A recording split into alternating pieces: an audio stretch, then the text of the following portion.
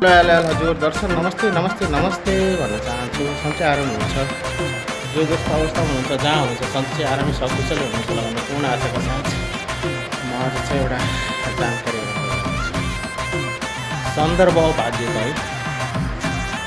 भन्थे मान्छेहरूले कि धेरैले भनेको छन् कि भाग्य नै छैन, यत्रो भाग्यले मुतिरा रहेछ। मैले त पसिना सम्झेर ट्याक्क पुछिरहेको रहेछ। अनि हुन्छ त भाग्यलाई पुछेपछि अनि कहाँबाट भन्छ त भाग्य चिन्न नसकेर पो रहेछ त हामीले ओ घटेर जानु जिन्दगी नै बेकार छ। गर्मी छ र छैन, पसिना आछ र छैन, यो त भाग्यले मुतिरहेको रहेछ नि त। अनि लगरी खाकेटा भनेर नचिनेर पो रहेछ भाइ। अब त चिन्ने कोसिस गर्दैछ है।